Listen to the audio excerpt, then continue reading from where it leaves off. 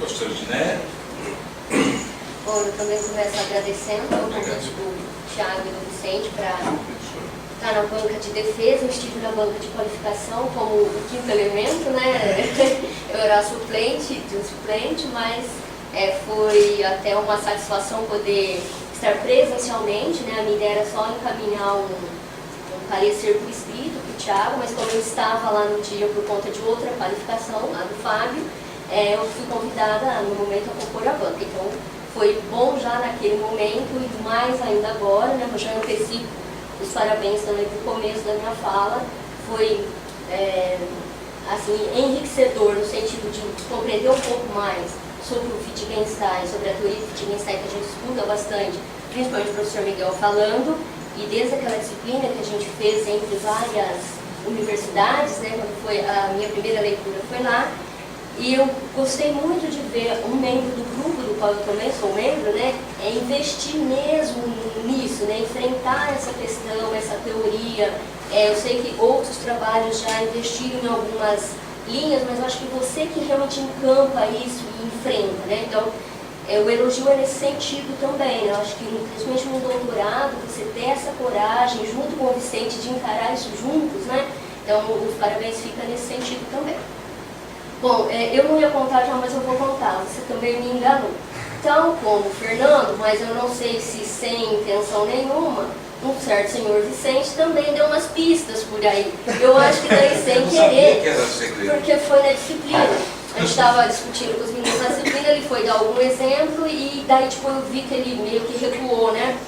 Então eu esperava que fosse ter na sua tese, Thiago, uma aula, uma videoaula, uma radioaula, sei lá, alguma coisa. E aí, por conta da dinâmica do período que eu recebi seu material, eu não consegui ler, como de costume, a tese de uma vez. Então eu lia um, lia outro, e eu li na ordem, digo isso aqui para você, na ordem que você enviou dentro do envelope, porque eu não sei se isso, já por causa da tese do Carlos, né, se isso não tinha algum indicativo para você, para esse momento aqui. Então eu fiz a minha lição de casa direitinho, do jeito que eu entendi que era para fazer, na hora. E aí eu estava lendo e de repente eu estava no último volume e eu pensei assim, nossa, que aula legal essa, que legal que ele encontrou. E daí você fala que estava louco para chegar na sua cidade, ligar lá no seu, onde dava para ouvir o tipo do material, né? E aí, no meio do caminho, assim, da leitura, eu não li notas de rodapé desse. Aí eu fiquei pensando assim, poxa, mas parece que o Vicente me falou em algum momento que ia ter. Por que será que o Thiago não fez? Será que não deu certo da tal da criação da radioaula, né? E aí, por causa que eu fui olhar uma nota que eu achei curiosa naquele momento da primeira leitura, ele estava assim, baseado, não sei o quê, num vídeo e tal. Eu falei, puxa, então esse aqui não é o texto que eu estava pensando, é a aula criada. Então, até mais ou menos a metade do seu texto, eu realmente achei que ele era uma transcrição e não uma criação, né, do material. Então, assim, isso foi uma surpresa positiva, né? Então, eu entendi que você realmente conseguiu captar como é que se trabalha dentro desse ambiente de produção EAD ou para rádio em particular, tá bom? Então, eu adiantei isso daí porque realmente é uma coisa que aconteceu durante a leitura do seu material. Eu anotei também que eu vou tentar, porque geralmente eu não consigo seguir a ordem que eu escrevi aqui. Então, seguindo aquela sua intenção inicial, quando da qualificação, você mantém a ideia dos volumes separados, né? Eu acho que você acreditou nessa ideia, incrementou, né? E eu acho que o resultado é esse de todos os que já falaram com você aqui nessa banca. Então, eu li nessa ordem, eu recebi instruções de uso. A gente já tinha essas instruções de uso na primeira, né, mas eu li direitinho, fiquei pensando que regrinhas eu podia criar no meu joguinho, E depois eu vi a da revisão de literatura, esse é novo, né, o modo como você trabalha a terapia filosófica, acho que isso era uma interpretação, uma qualificação, né, de como é que você encaminhar. Depois o acervo do Sormec estava praticamente pronto, pelo que eu li de novo, mas não vi nada de diferente. Pelo menos eu não comparei as versões, porque eu tinha te dado inclusive a outra, mas nem é o caso, acho que esse texto estava pronto. A produção da rádio aulas, essa também a gente já tinha, que era aquela aula de posição de retas e circunferências, é diferente a nomenclatura conforme o material que você teve acesso, mas você traz essas restrições, os comentários, e no final acho que você dá uma aguçada nos comentários apenas. Aí eu recebi as 4 entrevistas na ordem Marlene, Edivaldo e Paulo, as quais a gente já tinha tido acesso na qualificação, e depois a entrevista da Cleusa e do Maurinho. E ao final o debate radiofônico. Então, e aí eu li nessa ordem mesmo. Então eu ajudo aqui. Desde o exame de qualificação você trabalhou bastante, isso é evidente, né? São 10 meses da qualificação até aqui, mesmo que você já tinha textos prontos, acho que isso que você produziu, na qualidade que você produziu, mostra o esforço, né, intelectual mesmo que você fez, né, de colocar numa prática, vamos dizer, o que é isso, trabalhar com alguns aspectos da teoria do Wittgenstein. Bom, e eu começo chamando a atenção, né, da alteração que você fez no título da tese, da qualificação para cá. Então, se eu chamar, na qualificação, o relatório chamou Projeto Minerva, Educação nas Ondas do Rádio. E agora você chama Projetos Minerva, Caixa de Jogos Caleidoscópica. O que eu chamo a atenção nessa mudança, que eu acho que foi extremamente significativa e adequada para o material que você apresentou agora. Porque na outra isso já acontecia, mas o título não contemplava isso, no meu modo de ver. Porque você nos faz conceber Minervas, né, ou os projetos Minervas, que se afastam bastante de uma imagem, e aí eu chamei a atenção que é uma imagem que você chama de exclusivista, porque na versão anterior, Educação nas Ondas do Rádio, você reforça uma imagem que eu entendi exclusivista, de que o que é o Minerva? É educação pelo rádio, né, são aulas pelo rádio. Então, naquele título, você reforçava essa imagem, que é uma delas, né? Quando você modifica o título, você tira esse foco, porque na verdade a sua tese tirou esse foco, e a intenção era desconstruir se é que tinha alguma imagem exclusivista, e você disse que não tinha, inclusive, mas eu acho que essa era uma que apontava um pouco para esse tipo de imagem. Você desconstrói isso também no título. Então, eu achei extremamente significativo, adequado, do que eu consigo entender dentro da teoria do Wittgenstein, que você já aponta no começo do material. E eu digo isso, a minha percepção, né, do material, principalmente por você ter acatado a nossa sugestão durante a qualificação de trazer uma entrevista dos alunos, né? Eu sei que você não tinha intenção e nem condições de um projeto só trazer mais pontos de vista, mas esse ponto de vista em particular me chamou muita atenção. Eu já vou falar no que mais me chamou. Então, e não tem como não destacar o empenho e as estratégias que você teve que lançar mão, que você contou pra gente na apresentação, para conseguir esses alunos. Então, foi muito difícil. Eu perguntei para várias pessoas essa coisa de ficar mandando vírus, né, para todo mundo. Eu recebia via grupo, via lista da universidade, via nas redes sociais, naquele blog que você criou. Então eu também perguntava para as pessoas, e quando eu perguntava, as pessoas nunca me falaram que desligaram o rádio, Fernanda. Mas assim, eu falava assim, sabe o que é o Projeto Minerva? Aquele programa de rádio. Para todas as pessoas mais velhas, né, que eu perguntei, para as mais novas que eu perguntei, ninguém nem sabia o que era. Então, eu acho que o seu trabalho, por esse lado, também traz para os mais jovens acadêmicos, porque mesmo dentro da academia, na área de educação e de história da educação matemática, a gente sabia nada, a gente não tinha, talvez, uma imagem que é essa do Educação pelo Rádio, que a gente ouvia de alguns mais velhos. Então, a imagem era essa, e eu não consegui também ouvir de ninguém que tinha sido aluno, pelo menos nessa região, ou de alguém mesmo de outras regiões. Então, acho que vale esse destaque, porque esse já é um dos aspectos, depois tem o segundo, o modo como você se envolve com a comunidade. Né? Nos nossos tipos de pesquisa, que são pesquisas em história da educação matemática em particular, a gente tem tido pouco envolvimento com a comunidade, porque alguns dos nossos temas parece que nos emperram, nos distanciam. Então, eu penso que o trabalho da Luzia, quando trabalhou com os acervos, esteve lá envolvida com a comunidade, já deu um passo enorme. E eu acho que nesse sentido você a acompanha, só que você tem outro, por causa do seu tema, tem outros modos de se envolver. Então esse é um envolvimento importante da sua pesquisa com a comunidade maior, né? De circular as ideias. Só de ter criado esse modo de circular as perguntas, quem conhece alguém do Minerva, você já fez com que muitos movimentos para se pensar sobre o Minerva, né, ou para as pessoas fazerem contatos, para as pessoas se comunicarem, foi por causa da sua iniciativa, né? Então acho que isso também é positivo de destacar. Bom, eu fui uma das que pediu a entrevista com ex-alunos, né?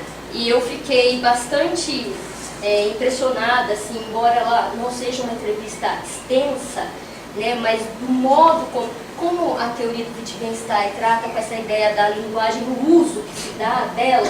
E eu penso que com pessoas como esses dois que você encontrou, e até porque eu trabalhei com algumas entrevistas com pessoas de origem rural, e não sei se é por isso que as marcas me chamaram a atenção, e também até por causa da minha própria história de vida, mas eu acho que ali é assim, é naquela simplicidade do modo de falar. Sim, o projeto Minerva, Educação pelo Rádio, ficou totalmente fora de foco naquela entrevista. Não teve... Eu nem sei se alguém produz fascículo, eu sei que eu comprava, nem sei se me davam, eu comprava. Então, toda aquela parafernália que todo mundo diz nas outras entrevistas, que os documentos falam, nessa entrevista ela simplesmente se esvazia. Então, na ideia de desconstrução de um conceito, né, eu acho que essas duas entrevistas, na verdade, no volume um só, acho que elas foram significativas. Tanto porque trazem elementos sobre o projeto Minerva mesmo, quanto para esse modo como você abraça a teoria do Wittgenstein, né? Então eu acho que valeu super a pena. Para mim, né, também, porque eu acho que sempre quando a gente lê alguma coisa, a gente lê tanto no sentido aqui que nós somos sua banca, né, de te ajudar a encaminhar alguma questão que a gente acha que ainda ficou obscura, mas também de aprender, né? Então eu acho que o seu material, nem todo material é assim, mas o seu, né, me ajudou a aprender muita coisa. Eu comecei a repensar porque eu falo muito sobre concepções de formação de professores de matemática no Brasil.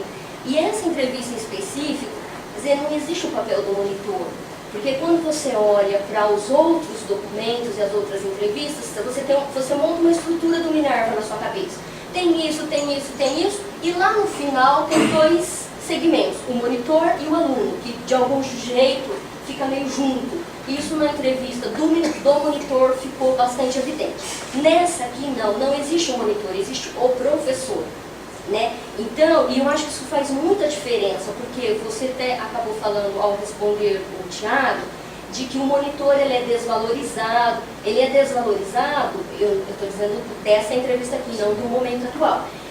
Por esses que gerenciam essa política pública, esse projeto. Mas veja que do ponto de vista dos alunos, ela era o máximo, o rádio, o rádio era ruim porque era muito rápido. Na entrevista, assim, o Thiago pergunta sobre o rádio para eles e eles só falam da professora, do papel da professora, do empenho da professora. E eu não me lembro deles terem chamado ela de monitora. Às vezes acontece porque você, Thiago, fala monitora, né, Thiago? Mas eles não falam monitora, principalmente a mulher, né, a Cleusa, que era mais empolgada com a aula, né? Mas assim, embora o Maurício fale em algum momento que o rádio era o professor, porque alguém falou, porque ele mesmo também não acredita nisso. Então eu fiquei pensando nisso, que embora a ideia era a educação pelo rádio, a essência ainda da educação está no presencial, naquele ali que tem outras ferramentas, essa coisa da comunicação, do entrosamento, do entrosamento entre as pessoas, essa coisa que existe ainda, essa necessidade das presenças das pessoas, né? Então eu penso que essa entrevista, ela trouxe, né? Eu não me emocionei na hora que eu vi, mas eu acho que pensando que emoção é isso também, né? Você sentir, ser transpassado, acho que isso deve ter acontecido comigo naquele momento. Aí então eu digo isso, então que ele quer essa ênfase, né, no papel da professora e não da monitora, e deixando com menos destaques, ou sem nenhum destaque, inclusive no caso delas, os papéis daqueles que produziam as rádios-aulas ou os fascículos, os quais são mais destacados naqueles outros momentos que eu já falei. Mas, por outro lado, uma percepção que eu tive é que, assim, mesmo menos percebido pelos alunos, todo esse arcabouço para poder pôr o projeto, para existir o projeto e depois fazer as aulas acontecerem, as transmissões acontecerem, mesmo que os alunos não percebam isso, essa opção de formação que eles tiveram só aconteceu, ou só foi possível, pela existência de uma intenção de educação pelo rádio, né? Se por um lado você diz, dá para perceber que pouca, não vou dizer valor, porque assim, eles não percebem tudo isso que acontece, Mas se não tivesse acontecido essa intenção, seja ela política, econômica ou de ideologias daquele período, eles não teriam tido esse acesso. Então eu fico pensando nisso, né, que para as camadas mais populares, o acesso é aquele que se dá. Então tem um pouco essa coisa do uso também. Assim, o que é que eu tenho? A Cleusa falou, ela faria tudo que aparecesse, é que não apareceu. Então, para as camadas populares, o que acaba é meio que sobrando alguma coisa. E essas camadas abraçam essas possibilidades como sendo a única possibilidade. Coisa que não necessariamente é percebida pelos gestores das políticas públicas, né? Então, eu acho que, para mim, ela foi riquíssima, porque ela traz essas dimensões. E eu acho que, de algum modo, você aproveita lá na hora que você faz o seu debate radiofônico. Depois eu falo um pouco sobre isso.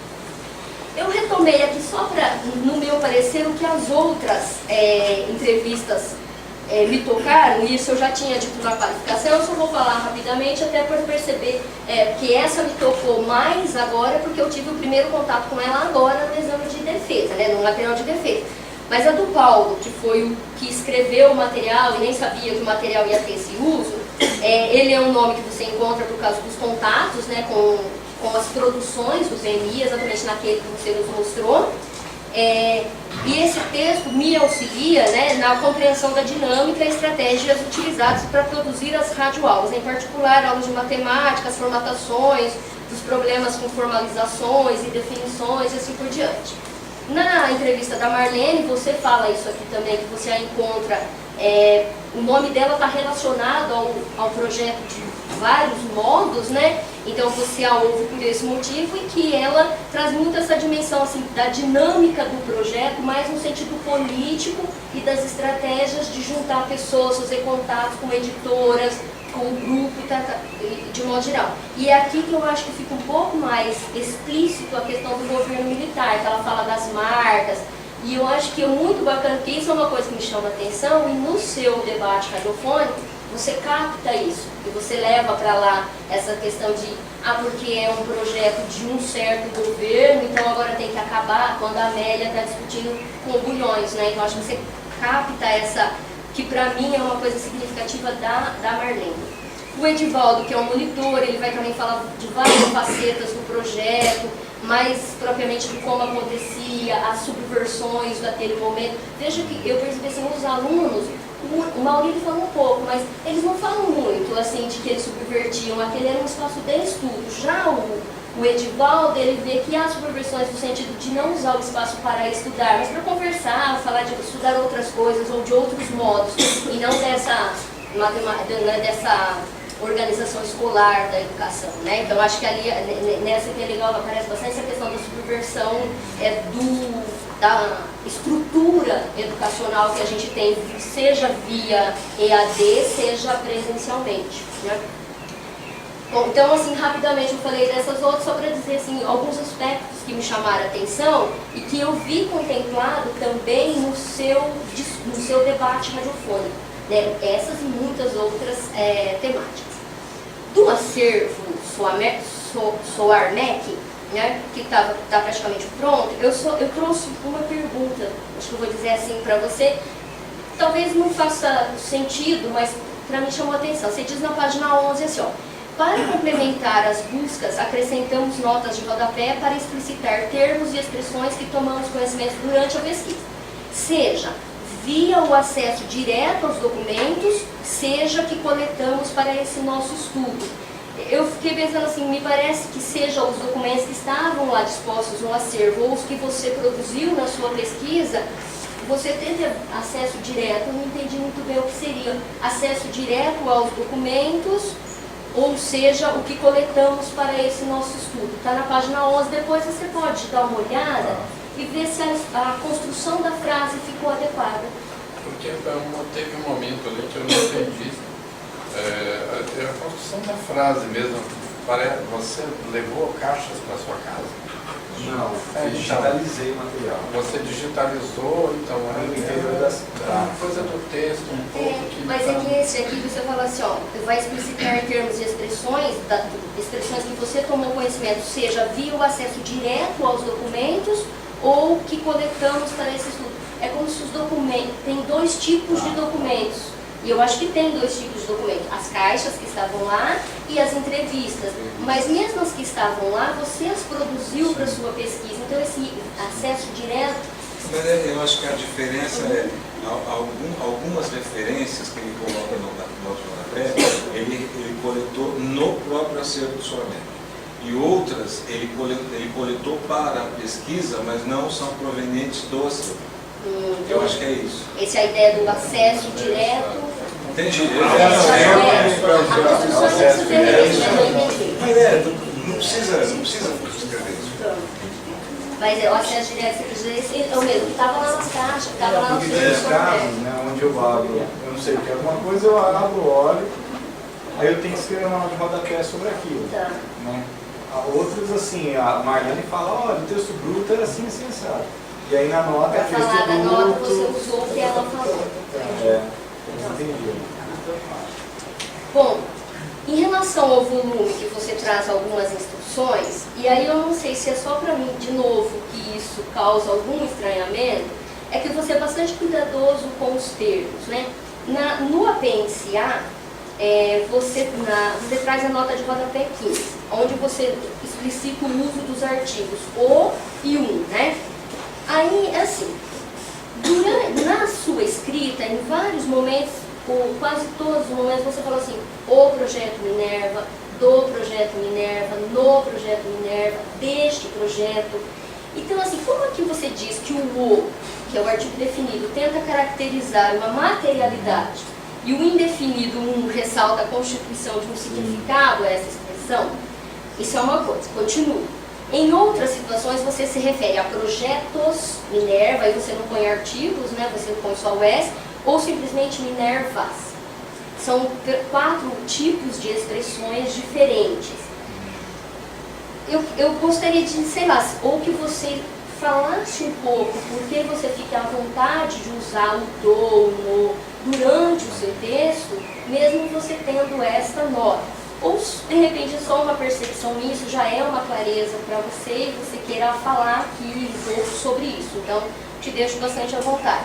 Para mim, me parece assim, Thiago, que todos esses materiais que você produziu ao seu leitor, a cada leitura, você possibilita que a gente tenha projetos Minervas, ou um projeto Minerva em uma leitura, um projeto Minerva na sobreposição de leituras e tudo mais.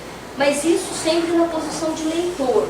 Quando você usa o definido, né, me dá a impressão que na posição de autor, naquele momento você tem e aí teria que ser a ideia do material, né? Porque você, na explicação você falou da materialidade daquela coisa, daquele objeto. Tá?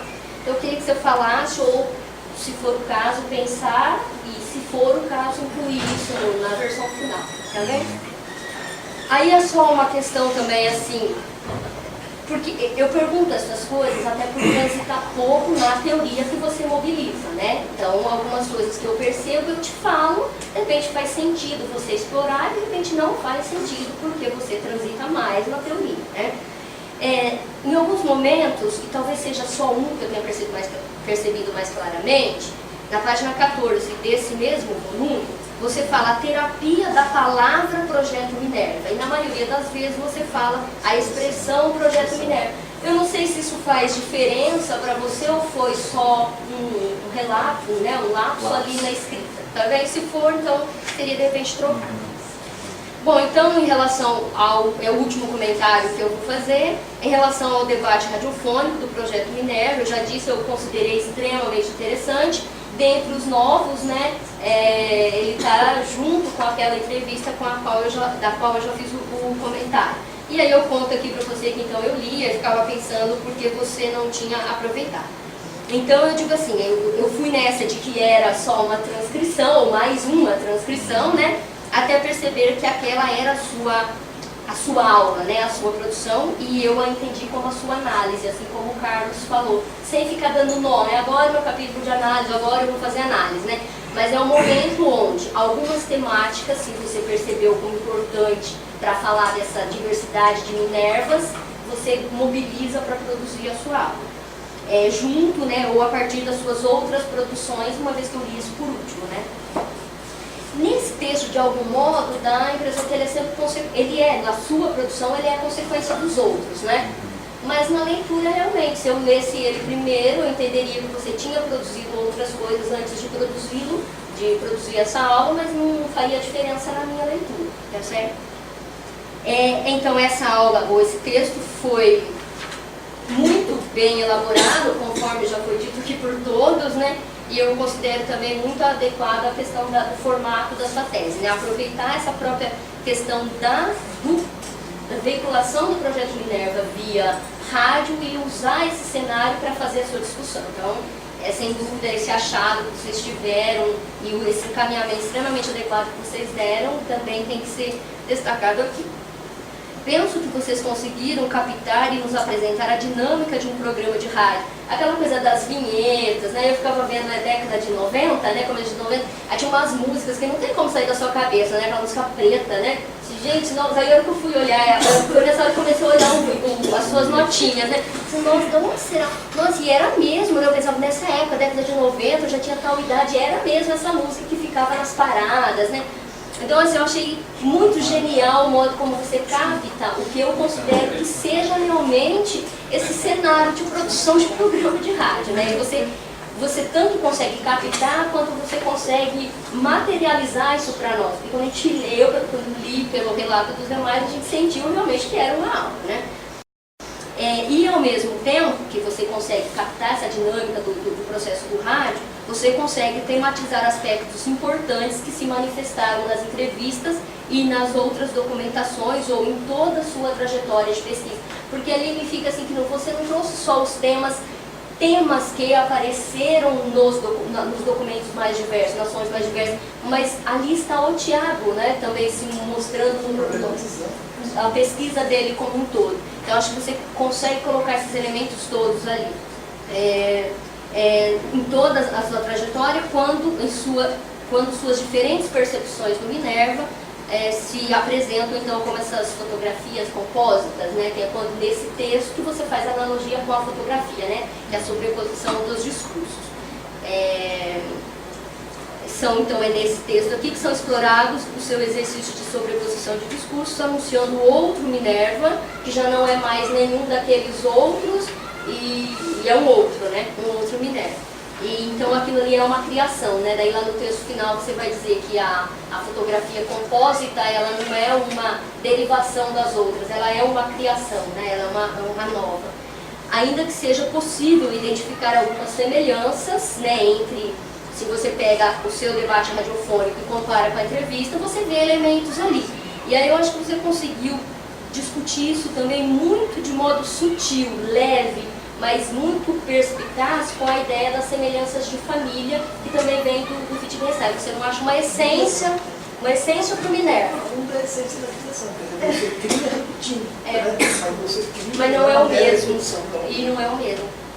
Então, eu consegui percebendo isso, cada vez que eu percebi outras coisas, eu acho que o Tiago e o Vicente devem estar assim, felizes com essa parada para escrever esse relatório final, né, de que conseguiram atingir. E eu queria destacar, isso eu anotei depois, enquanto o Carlos falava, porque eu sempre penso assim, a gente tem trabalhado muito com entrevista, que a entrevista é um momento de denúncia, um momento de elogios, um momento de mandar recado, né? As pessoas usam esse momento que você cria com elas para coisas que você não pensou. Você pensou o momento do diálogo para entender sobre um certo tema, sobre aspectos gerais da educação, tá? Mas as pessoas que aceitaram, elas usam de modo... E eu acho que essa especificidade da questão da entrevista de história oral, você aproveita quando você faz o seu debate radiofônico.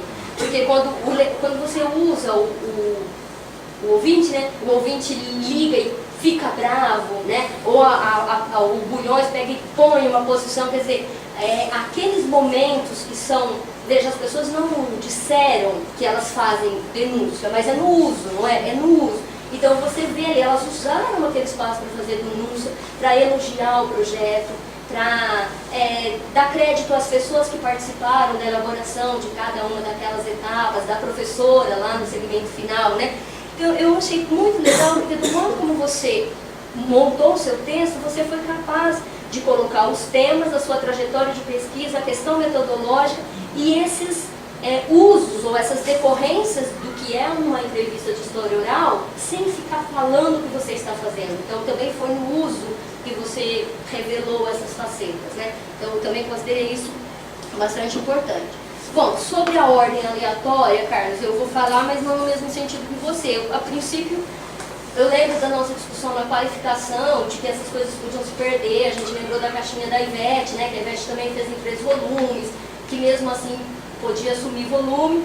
O que eu tinha dito, eu pensava é que se você vai manter a ordem aleatória e eles independentes, eu acho que então teria que vir o resumo da tese em todos eles, porque o sumário você replicou, mas o resumo você só pôs em instruções de uso. Isso dava indicação de que a instrução de uso era o primeiro e tinha que ser sempre o primeiro. Então, só deixei essa indicação para vocês pensarem também. Bom, coloquei também como algumas sugestões pontuais, algumas correções, algumas questões de bibliografia, né, já que no jogo eu podia escolher algumas regras de acordo com as minhas experiências. Essas experiências com a BNT, com questão de bibliografia, eu aproveitei, só que daí eu só anotei para você, tá? Bom, no mais, eu parabenizo novamente vocês dois, Thiago e Vicente, pelo excelente trabalho. É muito bom ler o seu texto, ele é fluente, claro, e você aproveita bem a literatura, a teoria, e traz para o seu texto sem tornar o texto pesado, né? Você percebe a teoria se manifestando ali sem ter que ficar, e talvez agora, depois que o Carlos falou, isso é uma característica mesmo de quem trabalha com a teoria do Wittgenstein, ou de algum modo você foi afetado por esse modo de construir texto, né? Então, parabéns e me coloco à disposição para algum esclarecimento ou auxílios futuros. Obrigada.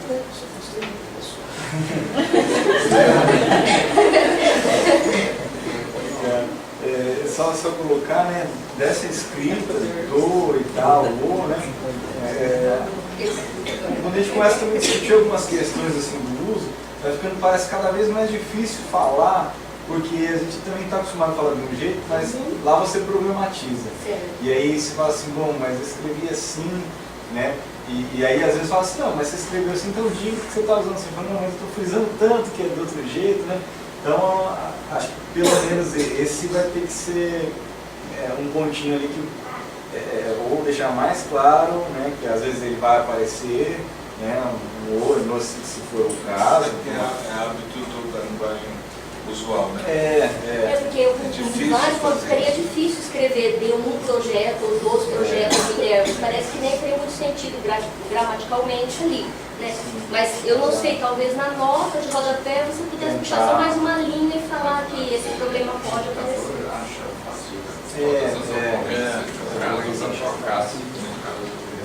Porque senão você ficou me parecendo só por essa leitura e eu me parecendo pela leitura, mas não pelo que eu conheço do seu trabalho e daí como eu trabalho de um todo. Que não tem essa materialidade para você ou projeto, senão você iria buscar a essência. Aí buscar a essência não é a ideia da teoria, né? Então acho que de algum modo precisaria só um rematezinho ali. Obrigado mais, né? Tá bom, muito obrigado, né? Já agradeci todos, vou agradecer no final, mas o professor Miguel Fodedinha, o Vicente tinha falado assim, vamos chamar de Neve, vamos tentar dar uns pareceres assim. E assim, acho que uma coisa que eu tenho, obviamente a todos, né, da banca, foram realmente contribuições muito interessantes, importantes. A gente tentou assim, contemplá-las, né? E o parecer da Ednei serviu também para construir esse texto do debate, porque ela fez aquela leitura e foi colocando assim, olha, nesse eu percebi um algo mais assim, esse eu percebi mais assado, né, e isso serviu também de base para o debate. Né. Como orientador eu não tenho questão nenhuma, né? Depois do trabalho do Thiago, eu acho que está ficando. Eu tenho feito um exercício de tentar perceber o conjunto de trabalhos do grupo, né? Principalmente os que estão mais próximos de mim, né? Meus orientandos, os orientandos que estão em Rio Claro, em Bauru e tal. E Eu acho que desse ponto de vista a gente tem avançado em várias coisas, mas não tem avançado em outras. Por exemplo, esse projeto, né, que o Miguel citou, de perceber essas iniciativas da educação como iniciativas republicanas, né, de padronização, etc. e tal, nesse sentido a gente não caminhou 1 milímetro, né, eu acho. Né, até porque eu acho que esse é um ponto de vista extremamente difícil de caminhar. Né. Você vê que até as pessoas que têm um ponto de vista mais alternativo dentro da educação matemática tropeçam nesse ponto de vista, que é o que você está falando do Baldino, por exemplo. Né? O Baldino tem um outro projeto para a educação, mas um projeto que ele pretende que seja um projeto padrão. Né? É uma utopia dele que aquelas coisas sejam aplicadas indistintamente em todos os tempos e lugares. Né? Então, nesse sentido, de questionar essa padronização, esse modelo, né, de educação assim. Isso é dogmatismo. A terapia vai contra exatamente. E isso a gente não fez. E aqui seria ótimo, né? Eu acho que você deu umas dicas preciosas para a gente seguir nesse caminho. Por outro lado, eu acho que para perceber assim certos sistemas de exclusão, né, de forma muito clara, né, isso está ficando muito claro no nosso trabalho. Por exemplo, sistemas de exclusão, por exemplo, de formação continuada, né? Formação à distância, formação continuada. Como é que a precarização da formação à distância, né? A precarização da formação de modo geral no país sempre aconteceu e de modos diferenciados, mas sempre uma precarização que vai transpassando esse histórico inteiro. Uma outra coisa é a precarização de certos agentes educacionais. Né? No caso, a Edneia levantou o círculo dos professores de matemática que trabalham em colégios técnicos. Né? Então, eu acho que você tem essa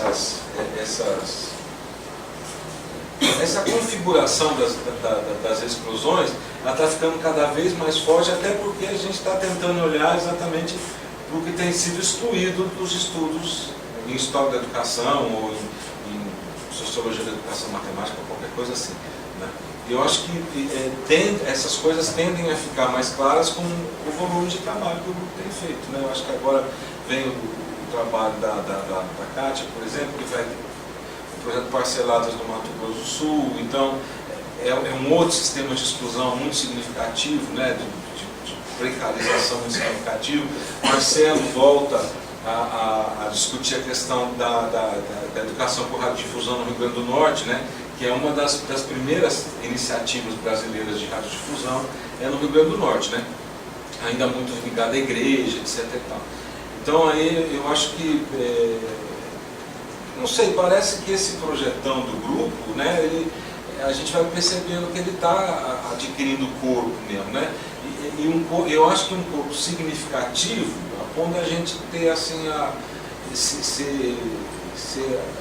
até falava assim, eu acho que realmente a gente vai poder, numa determinada altura do campeonato, assim, a partir desses recursos que a gente tem, a gente pode contribuir com as políticas públicas para a educação de alguma forma, né? Pelo menos dizendo como é que são os caminhos, como é que foram os caminhos, onde é que estavam os atalhos, eu sei lá, né? Mas é isso aí que eu tenho. Em relação ao trabalho do Tiago, o Tiago continua sendo assim, uma coisa difícil para gerenciar, né? Desde o mestrado, o Tiago era uma coisa meio difícil de gerenciar, ao contrário dos meus outros orientandos, que foram mais fáceis de gerenciar do Tiago. Ele tem uma forma de produção assim que é meio diferente, né? Não é quadradinha como a minha, então assim, de vez em quando eu tenho que mandar os e-mails bem bravos para ele, né? Mas funciona, né? De alguma forma funciona. Mas aí eu tentei demover o Tiago da ideia de apresentar isso aí, né? E fui bastante, tentei ser bastante, né, enfático, né, para não apresentar o trabalho assim. Mas isso é uma opção dele. Aí ele me convenceu de que com a caixinha